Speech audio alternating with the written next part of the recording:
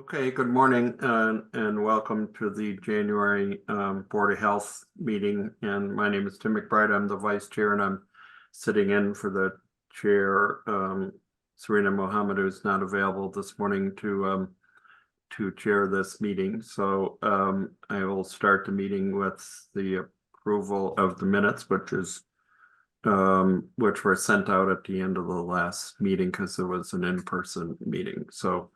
Do I have a motion to approve? Motion to approve. Is there a second? Second, Melissa. Okay. Do we have to vote on approval on that? I don't recall. I should remember Robert's Rules of Order, Linda. You asked for discussion and then vote. Yes, it's been a while since I chaired a meeting. Discussion on that? Okay, all in favor of approving the minutes? Raise your hand, I guess, or say aye, or raise your electronic. Aye. Anybody opposed? Okay, minutes are approved. I believe the next thing on the agenda is to go to Dr. Mahdi for, you said an STI update. Is that what it is? Absolutely. Happy New Year, everybody. I just want to again thank the folks that are able to join us in person.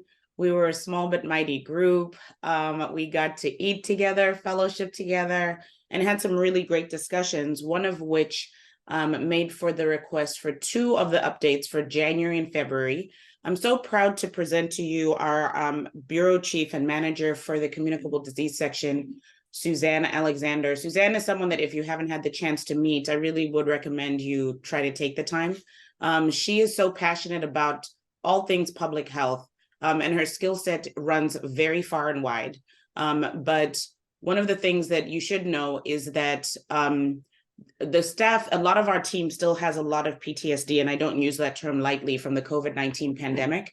Suzanne was one of the leaders that helped that group and then got promoted within that time to make sure that we got all of the disease investigations and case investigations. But it's a small reminder of the fact that what the team that she leads does a host of every single disease you can think of, all the case investigations, at times when she's down to one case investigator, to the times when she's filled her bureau. She's passionate about education, infrastructure, policy, is an incredible mom, and has a host of other talents. And so I just wanted to introduce Suzanne and give her flowers publicly, since this will be live and she'll kill me when she sees me in person later today. But she will be giving you a syphilis update. So one of the fun things that we did at the last board meeting, where we celebrated all of our work together at the end of the year, was discuss topics that came out of the annual impact report that Shantae Fluellen, who is on the call, the new manager for community outreach and now overseeing our communication section as well. Her team, specifically Aaron Ford, did a phenomenal job. They made sure that those were both sent to you via email, and you should have gotten a physical copy either in the mail or hand delivered. Kimberly Vandenberg was Santa Claus for public health at the end of the year and was hand delivering some of them. And so we discussed very briefly what to look out for, and came up with some topics that it would be great to hear back from. So STIs, syphilis specifically today will be the topic, and then next month will be animal care and control. I will briefly go through in more detail some of the areas that some of you who may not have gotten to that annual impact report may have read for discussion for department updates. So over to you, Suzanne. Suzanne will do a brief presentation and then be available to answer questions. Thanks for being here, Suzanne. It's my pleasure. Thank you all for having me. I would like to correct a little bit. I'm doing a presentation on congenital syphilis, as that is our biggest area of concern right now. Apologies, Dr. Mahdi. I stole this slide from one of your lectures because I thought it was beautiful, and I'm kind of lazy. So love it. I also don't have any talent when it comes to building presentations, but what I do have is a lot of information that I'll try to go through relatively quickly, because I'm sure that you all understand the impact of this very important and heartbreaking sexually transmitted infection. So as soon as I can figure out how to advance. There we go. I also stole this slide because while some of the information has changed as we've refined the data from 2022, and we also have preliminary data from 2023, which I'll talk about in a little bit, you can well see that we know exactly where to focus our efforts for congenital syphilis, and that is on, or for syphilis in general, excuse me, that is on the north and east side of the city, which I'm sure comes as no surprise to anybody in this group. Here we have a presentation of the number of cases for syphilis and congenital syphilis, and you may note that the cases appear to be decreasing in 2023. I would like to caution you not to engender a false sense of hope. We fully anticipate that there are cases that have not been confirmed that we are expecting to have confirmed. Sadly, the red line is the one that is trending the most dramatically, and that is in fact our rates for congenital syphilis. This is our case rate, which is the extrapolated data by population, so that while it might be a little bit less alarming looking, you can still see that we have some very noticeable trends upward. One of the things that I would like to point out is that the rate for women aged 15 to 49, or people who are assigned female at birth, is higher than the all-female rate. We believe we have some ideas of the reasons why, but it is clearly important to engage this population, as that is our population that's considered to be of childbearing age. The red dots leading up from the congenital syphilis line is where we anticipate our numbers will be projecting for 2024 if we are not able to implement effective interventions, and talk about that too. Here we have latent cases of syphilis, and the reason why this is important to note is because we usually catch men a lot earlier. They tend to be more symptomatic, and it's a little bit easier to get an examination done for them. Whereas you'll notice that the women, and again, especially that 15 to 49 population range, is trending upward and higher than any other population group. So what this led to was a wonderful effort started by the county, Nabu Collin-Cherry and Dr. Hillary Reno, who broke down the county congenital syphilis cases and held a review board to discuss the impacts. They invited us to be part of this, and I cannot be thankful enough. They have brought a lot of their resources to us to help us get a grasp on what's facing our particular community. And I'm so thankful. One of their interns went through all of our cases, pulled all of the medical records from our extremely helpful, collaborative hospital partners, without whom we could not do this very important work. And they put it in a way that I think it's a great way to present this data. We've got the mother and infant timeline number 11 demonstrates some of the possible impacts when there is no prenatal care provided. We do have a child born with bony abnormality and neurosyphilis. Child on timeline, or child from case number 12, where mom did receive prenatal care, has non-reactive treponema at birth and does not have any abnormalities. And the reason for this, I'm sure I'm not saying anything new, is because we know that if we can treat syphilis while mom is pregnant, the conditions will be reversed or minimized for the baby. And that is where we want to be. So in studying these, and I went through all of our cases, all 18, I studied every case study, and I want to talk about PTSD as a mom. That was kind of heartbreaking, but I noticed that there were some common patterns, and I asked the county intern who was working on this for us to do some coding, to look for social determinants of health, particularly those on the social vulnerability index, and see if we could find some notable themes and how our cases actually compared to the counties. Since we didn't want to go through a repeat of the review board, we wanted to really just note what's common between our populations and then pull out what is more specific to the city of St. Louis.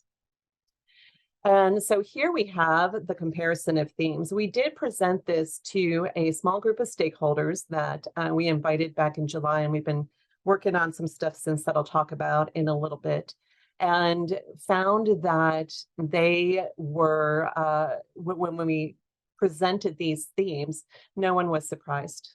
We know that we have more transient population. We know that we have more sexually transmitted infections.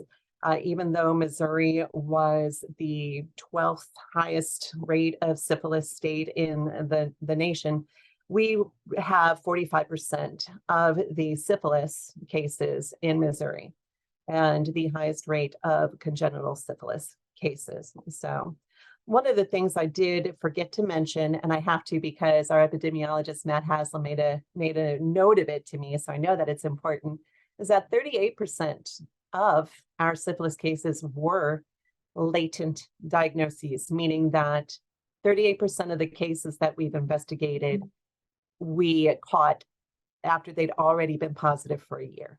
So that does have a lot to bear on what we're talking about here. One of the problems that we have is that when women present as pregnant, when people who are pregnant present, it's often in the emergency room for issues either not related to the pregnancy or for issues that are impacting the pregnancy. And so they don't always get a complete data history. And I think there's an opportunity there to focus on how do we get to where we can provide social supports based on what we know is impacting our moms with syphilis. So here is what I believe we should be focusing on and what my work group that I've put together on my bureau is focusing on. We have, most of our women have been treated for STIs. Most of them have a history of substance abuse, and half of them have never been in prenatal care, or they've shown up for one appointment, tested positive for substance use, and then disappeared until they give birth. At the state advisory group, which I'll talk about in a moment, we were informed that rural cases are skyrocketing, and some of the factors are related to substance uses and to the transactional nature of substance use, as well as the transactional nature of sex in substance use disorders. So possibly that's why we're seeing that women of childbearing age who tend to be more sexually active with more partners are impacted so much more dramatically. So what are we doing about it?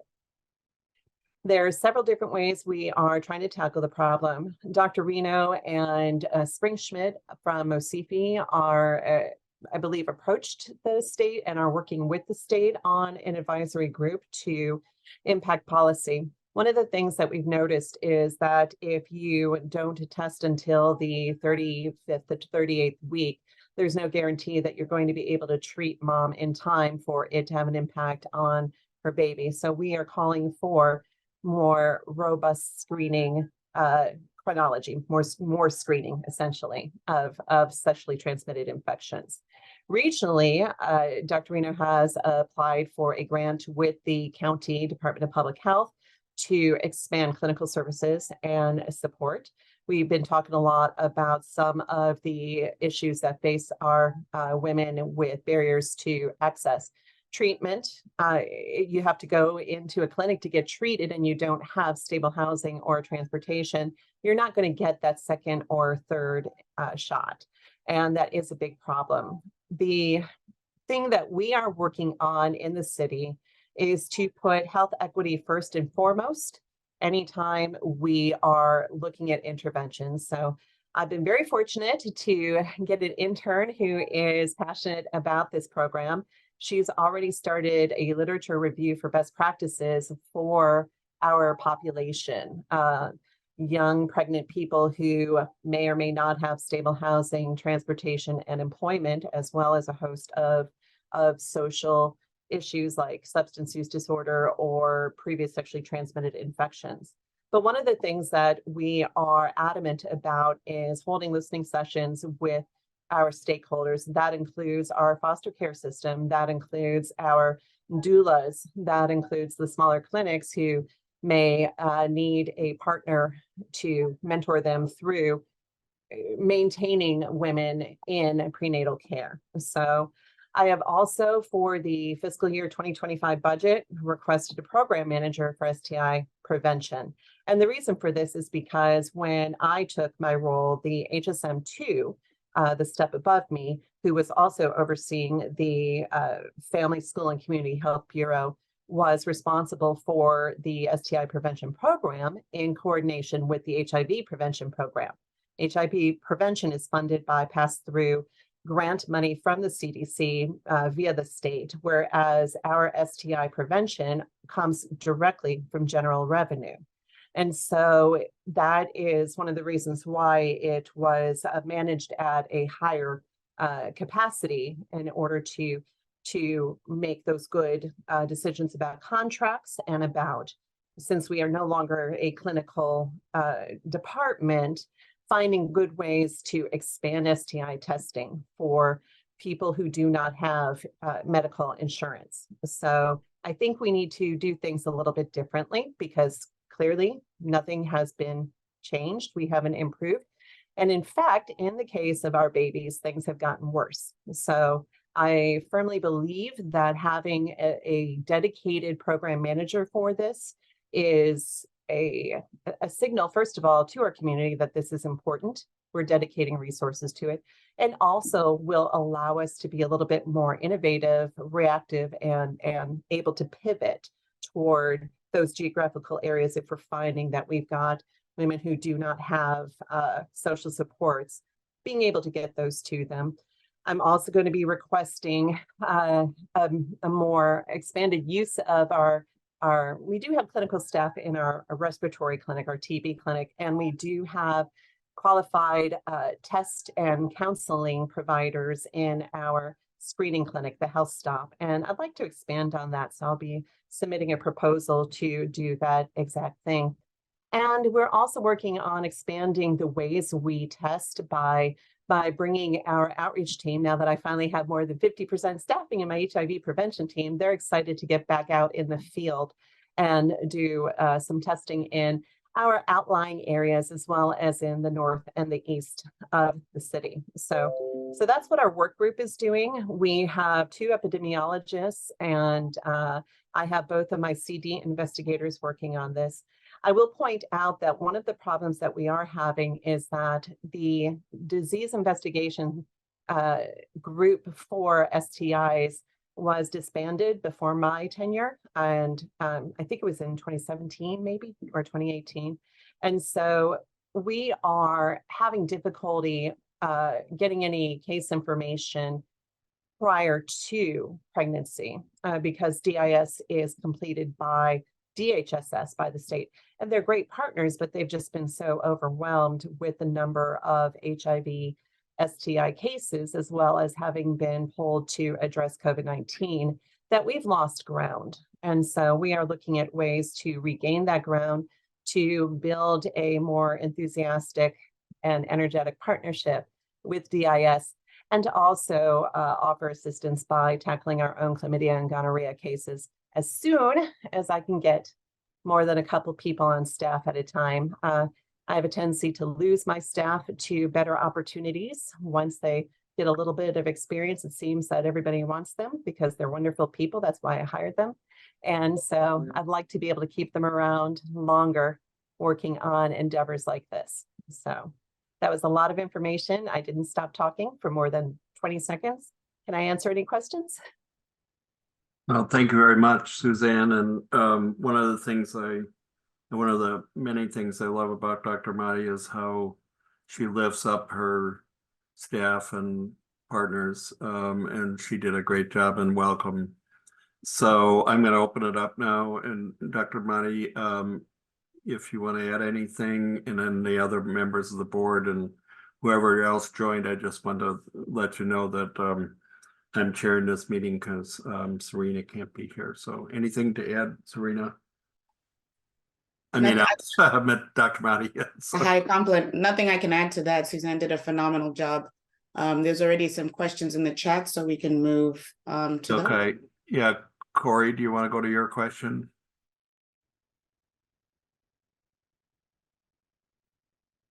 Or I Hi, could Dr. ask it. Bradley. It's good to see you again. Oh my gosh. Hi, thank you there- for, yeah, go ahead, Suzanne. Yeah, you've got it. Go ahead. And this is a No, there fantastic absolutely presentation. are barriers. It's getting a little bit better with the, I believe that the Behavioral Health Sorry, Bureau. Suzanne, can you repeat the question for folks not in the chat? I'm Oh, so sorry. sorry. The question was, are there barriers or opportunities related to birthing parents who are fearful of being reported to social services? And I believe that is more related to substance use disorders rather than to actual STIs. But because we have so many pregnant people who do have substance use disorders who also have STIs, there is a fear. There is a great deal of reassurance provided by our providers in a lot of ways. In other ways, I don't really know. Do we have an opportunity here to work with individual obstetricians? Absolutely, we do. That will require a little bit more capacity. Again, I know that that is something that the State Advisory Group and Dr. Reno are working on. So I'd love to be able to tackle it here too. One of the things I wanted to be really intentional about is helping our smaller clinics who do not have the manpower to follow up with women who drop out of prenatal care, particularly if they need those second and third Bisolin injections. And that is a real opportunity that I hope I will be able to count on the support of the board to expedite. Kristen has her hand raised. Go ahead, Kristen. I am curious. A great presentation, Suzanne. It was very helpful information and just really painted a picture of what's happening in our region. I'm curious about if we have enough relationship with the community members that we're trying to reach to be able to ask them what their grievances is, why they don't return to clinics. I know that we have data that tracks certain things, but I think there's no better storyteller than the person that we're attempting to engage. And then how can we engage them thoughtfully to consider what their obstacles are, and including their voice in that, so that we can really identify how we could bridge gaps and be able to reach them in a meaningful way, to perhaps building stronger relationships so that they do return and get treatment. And I second Corey, the way that our system is set up, being hotlined, especially when you're pregnant, at least in the cases in the hospital that I've seen, where moms would get hotlined right after birth for positive cases of marijuana. And I know we're not talking about marijuana in this instance, but, to have officers in DCFS show up after you gave birth to say, that you may not get to keep your baby, it's also traumatic. And so I think rethinking about how our strategies and policies are set up that it can be harmful when our intention is to help, and what does help really look like, and how do we connect with our community partners to utilize those resources that are doing it well as we go along the way to improve our efforts. That is wonderful. I love this. This is exactly where I want to head. And this is where I think we can head. Can we start with that immediately? No, it requires, in order to do this correctly and in order to give thoughtful intent to working with community members who are already traumatized by their life experiences, by being Black people able to get pregnant in the state of Missouri, we need to ensure that our approach is considerate and compassionate and ethical. So that is a 1-year plan. My 6-month plan is to start building the partnerships with the people who serve the pregnant people that we're concerned about. Well, all pregnant people, but primarily those. I know that we need social supports. I know that we need to build trust. And as quickly as I need to move on this, I also know that you build for sustainability. And so my fear is to promise the world and not deliver the city. So our first efforts are going to be reaching out beyond the traditional partnerships that we have, the wonderful partnerships with our universities and our hospitals, and move into the nonprofit organizations, the community-based organizations who serve the population we're most concerned about. And so there's going to be a lot of education provided to us by folks who let us know that, you know, a lot of times some of the problems immediately after birth with getting care for the kiddos is who has guardianship, especially if mom AMAs and grandma comes in 6 months later and says, hey, I'm looking for my grandbaby. And then we have this relationship to negotiate. So there's a lot more intricacy and deliberation than I first was aware of when I took on this initiative. Will I have more answers for you next month, 2-3 months down the road? Absolutely. And I would be happy to continue to present on what we're doing. Dr. Mahdi, I saw you open your microphone, and I'm mindful of the clock too, because I think this is an hour-long meeting, right? And we got a couple other agenda items, but you can Yeah. tell me how much more we have. And I know Anbal's got her hand up, but go ahead, Dr. Mahdi. Yeah, I want Embal to go, and then I'll wrap it up with a few thoughts on multiple of the things that have been said today, because it's been a very rich discussion. So, Embal? Go ahead. I certainly don't like cutting off Dr. Mahdi, but because she is insisting, Suzanne, this was really great and informative. I think that all the conversations are really important. In addition to that, some of the thoughts I had several years ago, I asked the state to reconsider co-locating DIS workers at substance treatment centers. And their response was, well, we used to do that and it didn't give us any HIV cases, but I think this would give us a good sense again to say this and suggest that as a solution. Not saying that the city needs to do that, because that's a lot of weight. Oh, no, that's my job, girl. So that note has been taken by me. Suzanne's got a lot of the follow-up from today, but that specific item, Suzanne can help me draft something for leadership, and I can request a meeting with state. I feel strongly that we need to stop trying to think about health as monolithic and separate. I believe strongly that if, and all of the leaders at state have been amazing partners to me. So I'm grateful that we have leaders now that really have worked hard to create relationship and to understand that rural, urban, and city, regional, there are some similarities, but there are differences. And so Paula, who now heads up DHSS, has been intentional. She drives to meet with us from Jeff City. She comes to quarterly meetings with me and the county. She is very, very hands-on. She was recently at the end of year Mosifi meeting. So it's just a very powerful time for, and I'll say this unapologetically, female leadership, diverse leadership.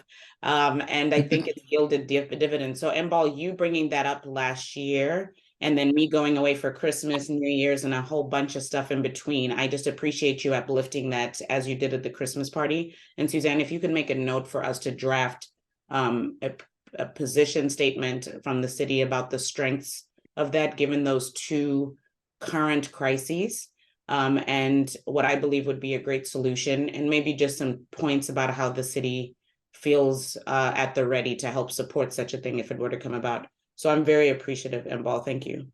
If I could just throw it in there real quick, Dr. Mahdi, what I put in the chat, this conversation was getting at some point I wanted to make, which is, you know, I think Suzanne mentioned we have 45% of the syphilis cases, but I looked it up and the region has 45% of the population, and she mentioned the urban-rural connection. So the state of Missouri needs to know, and I just want to say it publicly, that this is a state of Missouri issue, and we have, you know, most of the population in the state.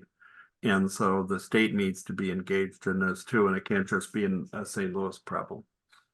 Yeah, and they're very aware, very engaged. Just the setting up of the state collaborative that many of the leaders that you heard from our city specifically and the county are engaged in gives me hope. So I think we have some great suggestions here. I wanted to touch on some of the things from my other partners. Kristen, it's a bar you dropped that I'm going to need for all of my socials on a t-shirt about listening to the people and what did you say, that if the storytelling girl, we may need to drop that bar again immediately in the chat. I'm not even joking, because I want Shantae to lift it immediately. But all of the comments today, a few things. As an infectious diseases doctor, I have the privilege of having treated, I would say, easily, and I don't think I'm exaggerating, over 1,000 cases of syphilis since I started medical school, either through training or when I had up to 3 clinics a week at the peak of my practice. So this is not something I take lightly. This is something I know well.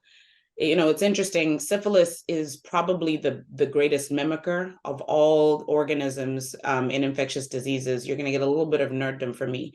And then it's also interesting that the very first antibiotic we had is still standard of care. So what is disappointing to me is that at a time when I had never, during my clinical practice, had to partner with colleagues to treat congenital syphilis, that we've allowed cases to balloon the way we did. So the way that Suzanne, I think, protected you, I don't want you to really lose what she said about her PTSD in delving into cases. I'm going to really lean into what it's like for me to even treat syphilis for young adults and adolescents.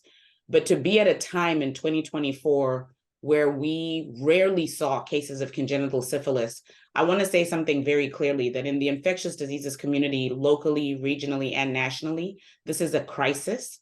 This is an emergency. And while it doesn't get the attention that a COVID-19 or an influenza or other bigger issues in health get, either seasonally or at times like a pandemic, for our babies to be born with a disease that can render them blind, that can change their physical, mental, and spiritual health for the rest of their life is serious. So I just want to really uplift the work of all the people who do sexually transmitted infection work. Suzanne and her team. St. Louis has long had some of the highest STI rates in the country consistently. So I want you to layer that on top of the statistics you saw, even if you're not a statistician, paying attention to the graphs and how steep that curve became. And then listening to someone who has treated these patients. This was my job, my life's work, to tell you that having babies in this place is just not okay. I need to say this because we're live. I need to say this for the board.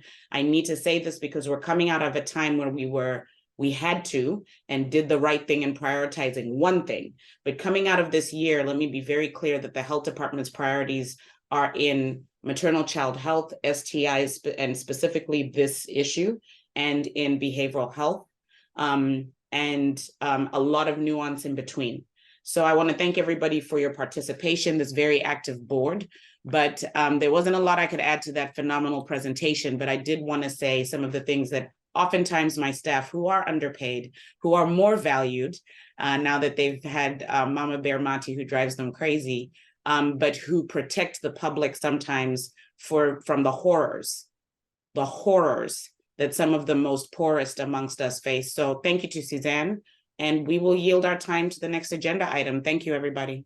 Which I believe is you, Dr. Mati, which is public health. It is. With all my dramatics, I really thought I was going to be able No, to but that speech was really important. have a pause, a pregnant pause, but I will move on.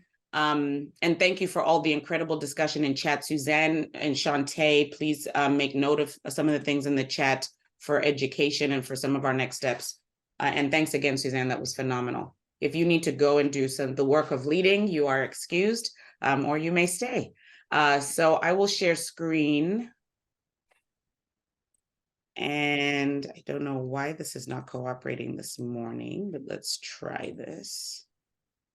Share screen. There it is. All right.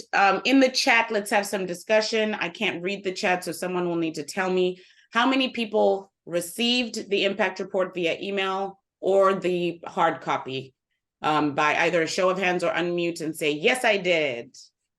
Yes, Yeah. I did. Yay. Okay. Yes, I did. Yay. Okay. It sounds like it made it to most people. How many got a chance to read it yet?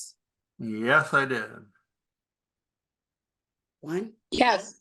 Okay, we've got a couple. So I'm gonna do a quick what you couldn't have gotten to for those of you who haven't had capacity. I want people to do an exercise in looking at the impact report from our first year, which was our inaugural, and the significant improvement from year to year. I want to acknowledge the leadership of the IHN and Dr. Andwele Jolly, who invited us to their end of year celebrations last year and had their annual report, Victoria and I, without even talking to each other, without even locking eyes, picked it up and separately took it to our comms team. So aspirational leadership, unapologetically letting our partners improve us. And Shantae Fluellen took her initial draft and led her team, and directly Erin Ford, who is responsible for this product, one of our newest PIOs for our blossoming communications bureau, now with 4 folks, and we're about to hire a 5th. Is just blossoming. So this is the beautiful cover. You can read the message, but this is pages where you look for what we're doing in 2024. The bullet points will really give you that. And those of you who are heading committees within the Board of Health, or who are thinking which to join, this will give you a map as to where we're going. My commissioner, and Victoria Anwuri, when I interviewed her, was clear that she's not one to be in the press. She doesn't want to be outside if she doesn't have to. She is here to do the work behind the scenes. But I'm very, very sensitive that people like that then don't get their flowers. So we had to ask her to submit something, and we gave her a lot more space than what she took. But please read her words carefully, because she is responsible for most of the fiscal, infrastructural, budget improvements, the balance table of organization. She is in every sense my partner, and we are the yin to each other's yang. I tap dance on her nerves a lot, and she puts up with it. And I'm very grateful to have a partner that will tell you the truth, give you grace, and leads with empathy for me as a person, but also for our department. We acknowledge your leadership, so we hope you see that here. And then we start with by the numbers. This is supposed to serve, it's a hard balance. I wanted to increase health literacy, I wanted to have accountability, and I wanted to educate, but also have substance. That's a really hard balance to come with. So I just want to commend the team. And also in the chat, if there's some constructive criticism, Shantae is here, and we'd like to receive it in the chat. So please keep the chat going as I continue. So if you didn't see these numbers, some of the biggest numbers we're proud of last year. From each of our bureaus, 700 HIV tests provided to the community free of charge. And that's over 700, over 800 doses of Narcan. That's in a 6-month period. Julie and her team only got started in July of last year, already more than 800 doses of Narcan. She's already met with over 5 older people, and we're getting to every single older person in ward. I was at wards in Chile Temps this weekend, really uplifting and introducing the bureau. She's put together leaflets. She's put together 1-pagers that are specific data for each ward. So that means it's different, which means more work, but which means we can actually serve. One side has data specific to a ward. The other side has resource specific to that ward. So it's different from ward to ward. And her team have done that research. Over 6,800 food and beverage control inspections. Let's just pause there and really give them their credit. They don't get shine. They don't get to the news. COVID made sure they couldn't keep up. So that was a lot of catch-up work that they did. And we have filled almost all our positions in the Bureau. 351 breast and cervical cancer patients receiving case management. That's the linkage to care piece. That's making sure that women and people who birth children are supported. Over 1,300 children provided lead-safe case management, and over 31,000 safe sex kits distributed through our health stop, open 5 days a week, open at 1520 Market Street, with its own social media handle, a brand new website, so much work by my innovative, very energetic team. We talk about how many people we've hired since 2021. Really don't like, this was constructive criticism for myself live, that those numbers can make people believe that that doesn't reflect the high turnover rate. That has decreased in my 2nd year. So we have increased the department by 87 people when I first started, to now we just have just over 127 people stably. So if you've been reading the monthly report, the number of people that we would hire and leave used to be like almost the same, but that gap has increased. There have been months consecutively where we haven't lost people, but we've continued to hire at the same rates. So I will improve that number, and that's my own little constructive criticism to myself. And then we talk a little bit about how we continue to support staff, which, as you know, if you know me well, you know that's always the priority. Before I externalize, we internalize, and there's some bullet points there on how. We changed the format this year. So we introduced you to our strategic priorities. I want to announce, with Rhonda not here, we clicked the button last Friday at around 2 p.m. Rhonda came and did the honors with me to submit our entire accreditation packet, years of work, years of leadership by Rhonda, Shantae, and many others on the team. And so this year you will now, at the following meeting, I will bring to you the calendar of what implementing that looks like with our regional partners and our CHA CHIP leaders. And so the work of the CHIP and that was born out of the CHA now happens in 2024. So we changed the way that we share this data. Please pay attention and let me know in the chat, which I can't get to yet, but I'll catch up. If you like the fact that we reported outcomes by strategic priority, or if you found this format confusing. This was a change and innovation from my staff. So we list those strategic priorities for you. As always, we give you an idea of where the budget is. You'll see the departmental budget has increased from that 1% I love to tout higher because I was able to bring back the $5 million that we gave consistently to the Regional Health Commission for Medicaid expansion for close to 10 years. I gave them a 1-year expansion at their a 1-year extension on that contract at their request. So bringing back that trust to our budget has given us some flexibilities at a time where the budget allocations continue to be challenging for public health. We will be submitting this year's budget in a week. Emmanuel and Victoria, leading these efforts, have done a phenomenal job, and we will share with you what we have submitted for advocacy positions for you between now and April, when the final decisions on the budget are made. So the staff have been working since September on preparing that budget, and Emmanuel, Victoria, and myself are finalizing that in the next week. A new page. We want to let you know that we did a lot of listening search sessions, especially around behavioral health. So we have raised money to put right back in the community because the community said they want us to be conveners, but they have been doing this work before I was even conceived of. So we want to support the efforts of the trusted messengers amongst us. So we have put out a lot of money in the community. I want you to look at those numbers and think about my budget and know that this is incredible work.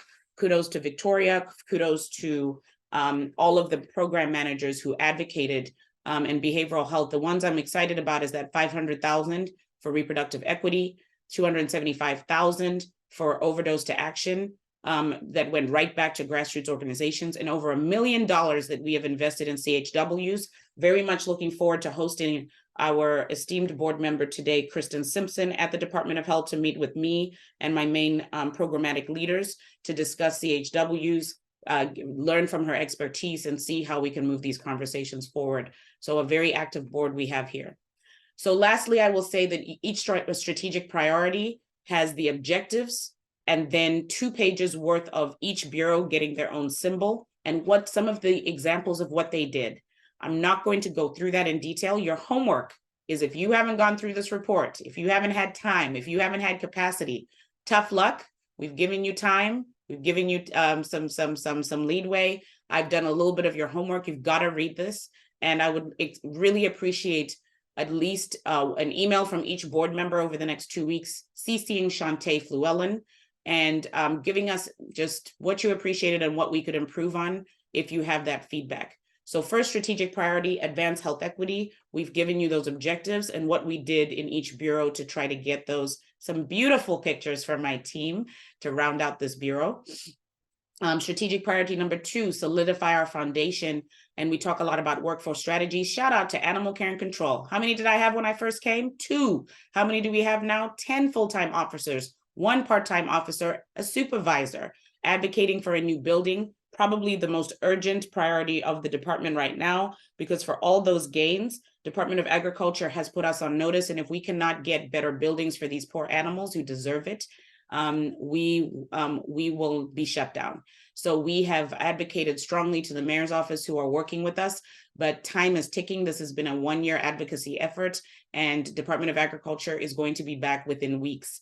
And so we need a formal plan to really make sure that we cannot waste these amazing efforts for animal care and control. You'll see more really incredible products for that second strategic priority. For strategic priority number 3, modernizing data infrastructure. Again, Victoria doing incredible work, creative work, to find out which grants from COVID are being reallocated for other means. So we have a lot of monies where we've reallocated ELCED dollars from the state to modernize our data significantly, software, hardware, and we have meetings pending in the next week with the Center for Informatics at WashU and the Office of Implementation and Dissemination to strengthen our and build our workforce capacity to strengthen these efforts that we're building in. But you can read more about what we've done. Shout out to Aaron and Shantae, who are so creative. Look at these beautiful quotes, which are new. Our own board chair, the Department of Health consistently rises to meet the most complex, urgent public health needs of city residents, their leadership, commitment, and creativity. Serena provided that comment for us, that quote for us, and Serena doesn't give out compliments easy, so I'm gonna take that to the bank. Strategic priority number 4 is expanding behavioral health. You know how much work has gone here. We've got community quotes. We've got some more numbers for you. And then we give you some of the highlights from the year, what we've done in our short term, and the work continues in the closing of South City Hospital. You know, and I've seen in the news, the closing of Northside. We have a lot of community partners working with us to still address those issues. And then we talk about what we've done since the public health emergency ends. We talk about things that are important to us, how we strengthen community support and education, but how we've made ourselves local and national leaders, and invitations to many institutions last year. The number 1 hospital in the nation, Mayo, which is where this picture is taken. We did Emory Grand Rounds last year. We are going to the NIH in February. I will hopefully be meeting with Dr. Fauci's successor while I'm there. So we have really built the notoriety of our health department also at local and national levels. We find creative ways to make sure our staff can get value through with salary support. The mayor continues to increase salaries by 3% every year she's been here. So thankful to our mayor and her leadership. But I also work internally to make sure that when we do project, we're getting published. So some of the publications that have come out of the department, there are more awards, conferences, and board certifications that we've invested in. And lastly, we give you an update on the CHA, the CHIP, and the last page is no excuses. How can you follow us? Expanded to LinkedIn at the end of 2023. So there's no excuses. And we've given you contact numbers for our bureaus for you to share with your teams. I will stop there and happy to take any questions at this time. While Tim is kind of giving his first comments, I'll catch up in the chat and we can have some discussion. Yep, that's a great report, and I'm mindful, we have an hour for this meeting, right? That's right. We have till 9:30 and we only have one more agenda item after this. Oh, we have till 9:30. Okay, we got more, we have time for comments. So are there any comments on that? Because I think we have one main agenda item left, so. Comments from the board. I will start off by saying, while people are gathering their thoughts, I did look at this and I think it was really well done. And I put some comments in the chat, and if there's somebody who could gather up the comments in the chat and save them for you, Dr. Mahdi, that would be great. There's some other comments from the board. I think visually it's compelling. It makes a good case. I just made a few tweak suggestions that are not important. I don't think. We love the feedback. Feedback's important to us. We have thick skin, but we love growth at the Department of Health. So I actually love constructive criticism. Shantae and I are very aligned in that way. So Shantae or Kim, please, can you pick up the chat on that visuals and graphs? Shantae's already nodding. She did it way earlier, knowing my Shantae. I'd like to unmute while folks think about if they have any other questions or comments. We're getting so many positive affirmations, and then I'll lead with Kristen's comment, question in the chat. But Shantae, anything you want to add? I apologize. It's been an interesting morning. No, the experience and the journey and development of the impact report was phenomenal and amazing. It definitely is a wonderful. It's wonderful to know that it was so well received, because we do so much hard work, and we definitely want to make sure that we share our story, and we look forward to developing and growing even more with your support. And that's it. Thank you. Well, the hard work that you did, Shantae, and or Shantae, I think I said that right, and Victoria and Dr. Mahdi and your whole team is really evident, self-evident. So Kristen, you have a question in the chat. you can read it or I'll read it. Can you share how board members can continue the support of your efforts? You want to add to that, Kristen, or is that captured? It was really just regarding the um building need for animal control. I know when we were in our in-person session last month, there were ways that we can help the city advocate for that by writing and talking to the mayor's office and other stakeholders. And so I just didn't know if that could be shared across the board leadership so that we can expand those efforts to support the city and its mission. Thank you. Reaction to that, Dr. Money? Yeah, so Kristen, I love that you have that question, but you're rocking up in person today. I have heard comments, questions, affirmations, but serious feedback from every single person on this call. I have a very, very active board and I'm very grateful. So there is not one person who has not met.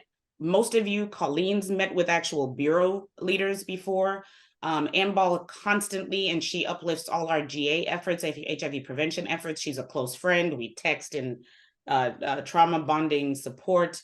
Linda kind of is how I even got started knowing about the health department, has always advocated and championed for us, always sends me comments and feedbacks. Tim, let's not even start. Me and you do this all the time. Melissa, I cannot even tell you the number of places Melissa has touched in giving feedback. I think it's one of Melissa's gifts. Corey, I almost saved you to last because, I mean, you were the homie, but now we do this professionally too. And you're constantly pushing me, and he's very gracious sometimes when we're live, but let me tell you, Dr. Bradley doesn't play with me because he knows I can take it, and my ego probably needs a little bit of, you know, coming down to earth sometimes.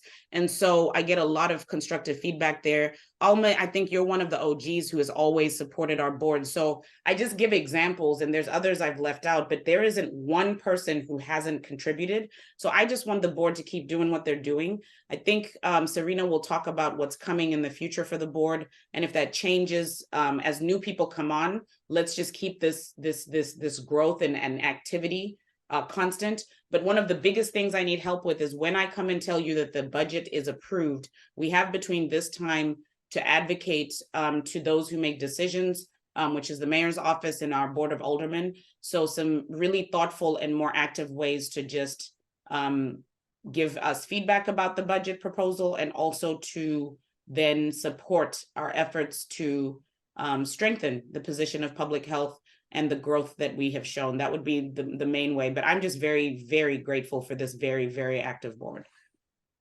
So I see there's some positive feedback from Corey and Inbal, and you know, people can read that in the chat. You can jump in if you want, or if there are any other comments. Otherwise, we'll We're move. all doing your homework, a little bit more for those who didn't get to it. And next month, we'll be back with an animal care and control, and our monthly reports will resume in February. Thank you to Shantae, Aaron, Kim, and the rest of the team for all your incredible work. I will cede my time to you. Yep, and I will tell you that when I get these reports, I share them, especially with my leadership, because I think they need to know what's going on in the city. And it's such a broad, comprehensive report about public health in the city and the region. You know, and my leadership at WashU needs to know this, because if they don't know it, then, you know, that's a problem. So, you know, just know that it gets disseminated. So the last agenda item, I think, is the board committee updates. An important update is from Linda, and who I think is going to give us an update on board recruitment. Are you ready to do that, Linda? Tim, I'm going to ask to turn it over to Colleen, who might be able to address, I think, a little more thoroughly than I could right now. Okay, I'm sorry, I apologize. Hi, Colleen. Hi, Tim. So a number of board members have been working on recruitment. We have interviewed several candidates, many of whom we will, I think, be prepared shortly to present to the board for and recommend their inclusion. We do still have a couple of folks outstanding who I think are in the process. So my understanding is perhaps for next board meeting, we will circulate the CVs of the folks that we have interviewed and will be recommending for the board to then discuss and vote on next time. Okay, that's great. And both of you and Linda, you've been through this process before. Do you have a sense for the new members of the board how that process might go forward? Are you we're gonna get maybe a short summary ahead of the meeting, or how do you think this will happen before we vote? Yeah, I think if the committee will usually send out the background information on the candidates before the meeting. At the meeting will be an agenda, would request time, for our committee presentation, the ability to discuss any of the applicants that are coming before us, and then moving to a vote. So it's a fairly straightforward, simple process. And can you remind me, is this a public vote, or is it, do we go into executive session or all that? Our bylaws do not specify either way, whether we vote in public or in private. So I think it could be at the chair's discretion. Okay, that's fine. I don't remember either. I think we've voted in public before, but Yeah, I mean, I don't remember us going into a specific private session or anything like that, because these are members of our public board, and hopefully, there will be some favorable votes and, yeah. So I think a lot of I don't see a reason to do that, but that happens in other venues. Can you also address the number of vacancies, and do we still need to recruit members? Colleen, you want to take that? I don't know how many vacancies we have. Okay. We have uh, 6, I think.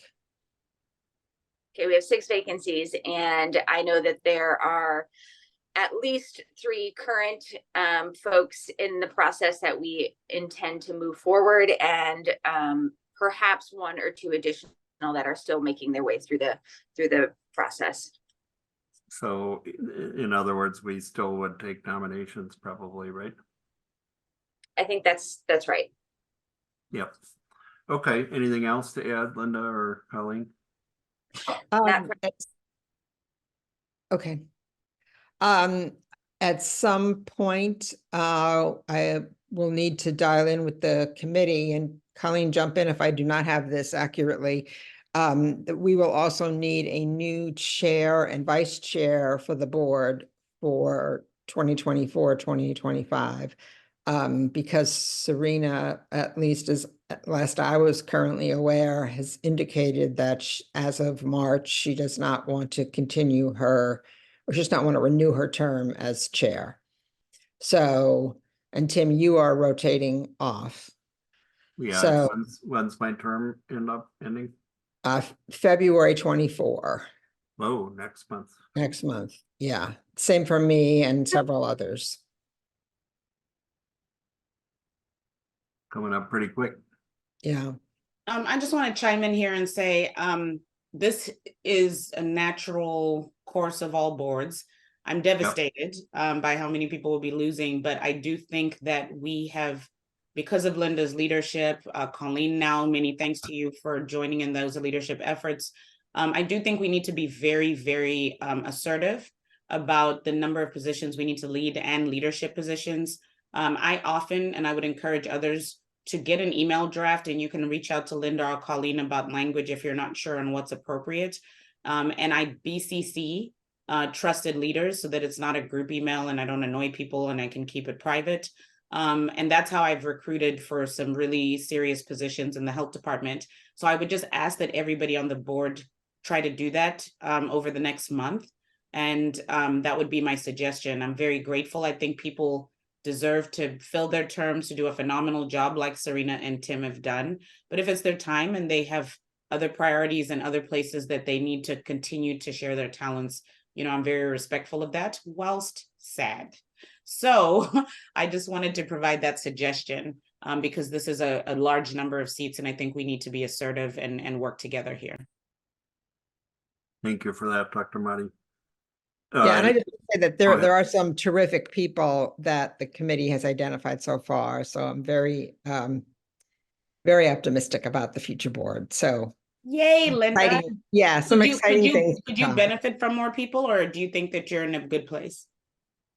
Yeah, I think we can always benefit from more people. Okay, and I'll tell you that in my last meeting, because Serena and I meet as well separately, we talked about the need to diversify academic institutions and to think about diversity in non-traditional ways as well. So so I would just encourage you to be thoughtful in that way. And I see some comments in the chat. Thank you, Dr. Bradley, for that suggestion. Yeah, I think that's an important comment, Dr. Marty, and that's been brought up. Diversification in all regards. And I would also, I think seeing some of the nominations, I'm encouraged as well. I also see the people on the screen, and that leaves me encouraged as well. So there's some phenomenal people on the screen. So I'm, I think we shouldn't be worried. So, but that doesn't mean we can't find a few other great ones out there. So try to look and encourage a diverse group of people from the community to come help Dr. Marty and Victoria do her great work. So, anything else on this topic? Okay, I don't think so, Dan. go ahead, Linda, please. No, I don't think we have anything else. Okay. But if you do have names, please send them along. Yeah, to Linda or Colleen, are you taking the leadership on this, Or Cyril Loon. Okay, those are the three members of the group. Or Serena, I mean, Yeah, or Serena. The other committee updates, Craig, I don't think we have an update from our Academic Partnerships Committee, and I was going to tell you to bug me to create a meeting. Yeah, So, Dr. McBride, that's basically correct. I will say that the infrastructure with the current academic health department, which is still existing, and Spring Schmidt is part of that, and others. And you've of course connected at various times with them, continues to look at their charter to see if they might make some changes on that. I know that the city's health department has had so many different partnerships under the leadership of the director and the commissioner. One of the things is trying to figure out how we put all those together sort of under one tent, perhaps. And looking at that, I know that they're want to continue that effort so that we don't lose what we already have in place. So they are still meeting. I was not able to attend the meeting they had in December, but looking forward to one that hopefully they will have in January so that we can reconnect, Dr. McBride. And yes, I will send you an email. Thank you for that. yeah, and Craig, that's great summary. And given that my term apparently is up in February, we should definitely have a meeting in February, before February, and we should sort of pull together the notes, because I think we've made a lot of progress in the last few months on pulling together at least and I give you a lot of credit for it, but I think the academic partnership team has been very proactive with you and Will Ross and Spring Schmidt and myself and others.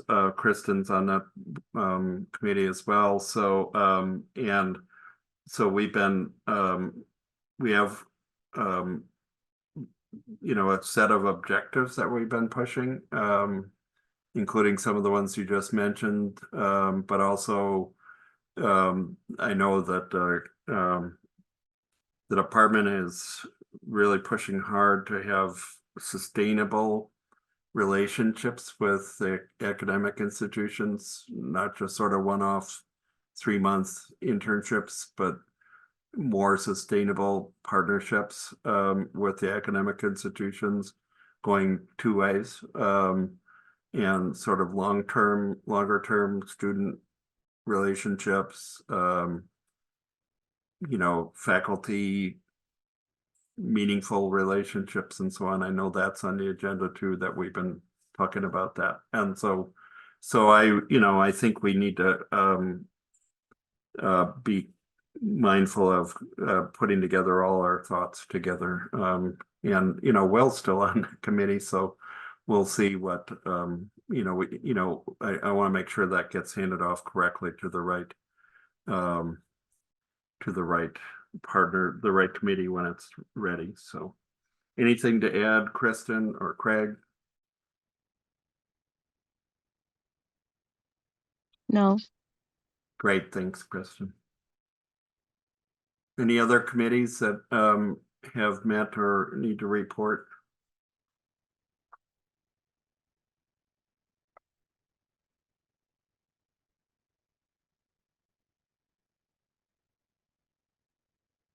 Going once? Going twice? Well, we have about 15 minutes left. I can turn it back to Dr. Monty if she's got anything else to say, or Victoria, or we can give you back precious 15 minutes in your Listen, day. I'm gonna run, not walk, to these 15 minutes of extra time. So I'd like to thank everybody. Wonderful board meeting as always. Anybody else have any other business they want to bring up? Let's go solve public health problems in the next 15 minutes. I know Colleen's going to do that, right? She looks like she's ready to go. Ready. Okay, thank you. Is there a move to adjourn? I guess I don't know if I need to do that, but I move to adjourn. okay. Have a good day. Thank you.